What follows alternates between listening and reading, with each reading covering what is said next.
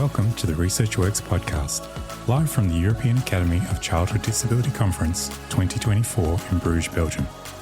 Join us for interviews with keynote speakers, world-renowned researchers and clinicians, and behind-the-scenes stories from one of the great paediatric conferences in the world.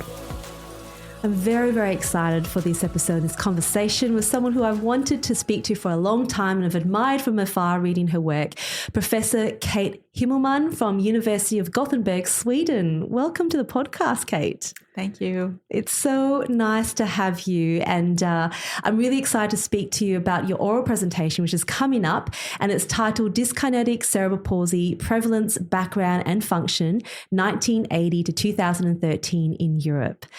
Now, Kate, I have so many questions for you about this. Can you just give us, first of all, a bit of a snapshot overview about what you'll be presenting? Yes, I'll be presenting on behalf of the Surveillance of Cerebral Palsy in Europe, which is a research and register network in Europe that I work in, and that my own register from Western Sweden is part of. Yes. So I've been interested in dyskinetic CP for a very long time, and I did for a long time ago also a dyskinetic CP overview from that register, and now this is an update. Yes. We have very much more data. We know more about the neuroimaging parts, also because the MRI has come in recent decades. So we know more about the injury that's actually behind the dyskinetic CP. Yeah, wow. So we have looked at the prevalence, and that has been kind of peaking in the late 90s and then dropping a bit. Yeah. So it's now 0.13 per 1,000 live births. Wow, okay. And dyskinetic CP, it kind of is the second most common type of CP. So, and it's important because it has a lot to do with term-born children, which are the majority. Yes. And it's about children who maybe sustain different injuries during or around birth. Yes. So a majority of them go to the NICU and are cared for. And recently, in recent years, we have had cooling also coming to try to reduce the brain injuries from severe asphyxia. Yes. So we are also looking at that. Wow. It's still a severe motor impairment, with a fair share of intellectual impairment also. But we do see that the gross motor function is improving in the total group. Right. And we see an increasing part that is born not full term, but preterm actually. That's increasing, but they also get a reduced severity in later years of those we have looked at. Wow. So that's interesting, I think. But still, the MRI findings are the grey matter lesions, the deep grey matter lesions in the brain. Yes. Kate, gosh, that was a lot of information with so many questions from there. Let's talk a little bit about the why, maybe let's set the scene with that. Why is it that children who are born at term, they tend to have more likely dyskinetic CP? Is that what that is? Or it's a risk factor for dyskinetic CP? Like how do we sort of understand that? No, it's not a risk factor, but it affects mainly the term-borns, because then you have the most vulnerable parts of the brain when you are about to be born are the deep grey matter and the cortex. Yes. And if you get injuries in these parts of the brain, you are at risk to get dyskinetic CP. Sure. So it's different from the very preterm children who get their injuries in the white matter of the brain. That's right. And they tend to get spasticity instead. So when you said that in terms of the gross motor functioning, that was a really interesting one you said there before, because I think for a lot of people, when you think about dyskinetic CP, you often do think about the GMFCS levels, probably 4 and 5. What is it that's looking a little bit different there? Well, I think that the big group is still in GMFCS 5 or 4. Yeah. But we do see the milder cases more often now. And this also is a challenge for us as doctors, as therapists, because you need to have another kind of management for that, because they can do more things and then you need to meet up to that and be ready for adjusting in milder cases instead.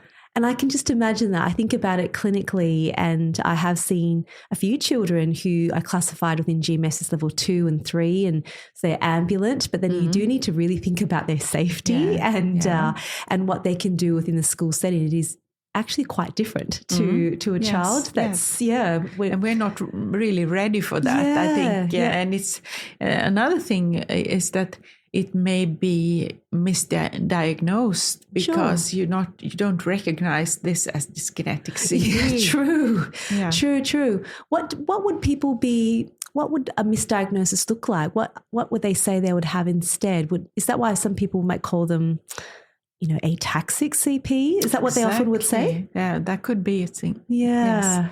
Yes. I presented a case when we had this dyskinetic pre-course that we had on Tuesday this week, and a case that just as you said was the question was, is this a ataxic CP? No, it was dyskinetic CP, but it was a mild and it was hard to recognize. Yes. So what would be how would you define those features then? I suppose now with MRI, that tells you a lot because of the location of the brain injury. Is there anything that can help people to discern that? Because I think that's really important, because the strategies for support for ataxia versus dyskinesia is very different. Yes. I think that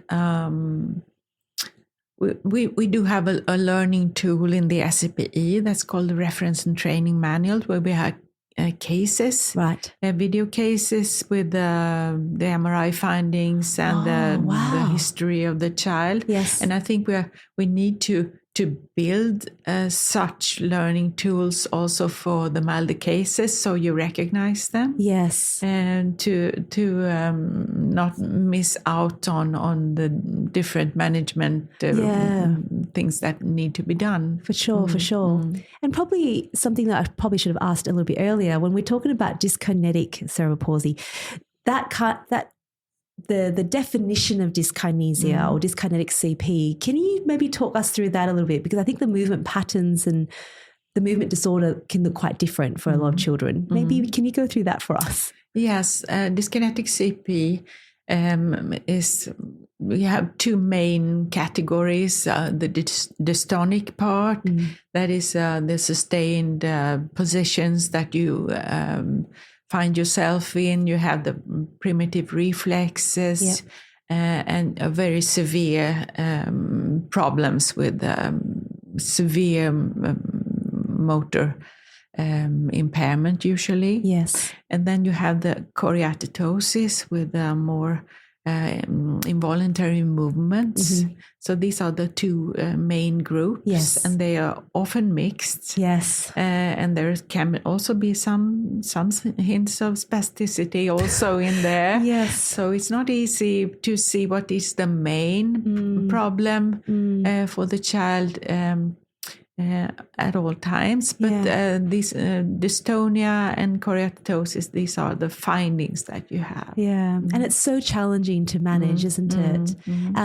So when you mentioned before in the 90s it was a bit of a peak, it kind of went up a little bit in terms of prevalence. Did I hear that correctly? In the first paper that we did, that was from up to the 90s, we saw a small increase, but that was the kind of peaked, and then we see the decrease again now. Okay. Yeah. Do you have any ideas why that was the case? That's an interesting point. I mean, you mentioned that there's cooling now. Do you think cooling has a role to play? Well, in my own register, which covers about a quarter of the Swedish population, we saw actually when cooling was introduced in 2007, we saw a decrease in dyskinetic CP, but we don't see that anymore. So I'm not sure that there is one special thing that can fix that. Okay. Because if someone gets maybe have less impairment due to cooling, there's also someone who survives but should have died without the cooling. Okay. So you work in both ends of that spectrum. Sure. Yeah, no, I can understand that. And I think before I ask too many other questions, I do want to make sure we spend some time talking about your register. This is what you're very well known for, and your register is one of the most comprehensive registers that leads the world. Please tell us a bit more about this register, because it's pretty incredible in terms of the wealth of data and information that comes from it that we've all benefited from. Yeah. In the data coming from the CP register Western Sweden is from the 50s and onward. So we keep collecting data in that, and that gives us some special possibilities to go back. I know you've interviewed Ulrika Jonsson. Yes. She went back and met the adults. We met the adults and heard about their lives. We investigated them, and we could see what is CP like in the lifetime perspective. Yeah. We have a possibility to see long-term survival studies and things like that. It's actually really incredible. So with this data set and this review for dyskinetic cerebral palsy, what are you hoping that the new results and the findings can do in how we operate now in clinical practice? Is there anything there that really jumps out for you?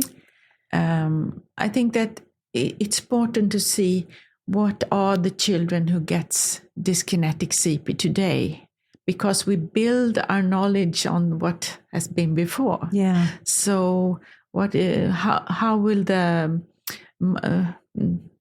increased part being preterm, what does that mean for their course of and development? Yes. Is that a different type of dyskinetic CP that we see in that particular group? Yeah. How will the long-term consequences and advantages of cooling affect this group? Yes. Because you cannot really rely on what was said in the 50s, 60s and 70s on dyskinetic CP, how that is, and the new groups today with a different kind of management, the neonatal intensive care. You are also have different actions against post-term delivery. So the children are not born after they are due. Yes. And which also makes them at risk because they are more fragile. Yes. So you kind of get a kind of a new kind of dyskinetic CP now. New sense of it. And as you're talking about that, I was thinking about this population, this group are probably higher users of assistive technology. Absolutely. And so, when you're thinking about prevalence, you're also thinking about what are the strategies we need to have in place. How early should we be using these assistive technology? My question about maybe communication. Have you noticed, or did your data collect any information on their communication skills, particularly the ones who are maybe preterm? Is there anything different about them, or in relationship to their gross motor function? Like, are these children verbal, or do they use communication devices? Well, still, the majority are not verbal, but they do have access to much more communication aids nowadays. Yeah. And we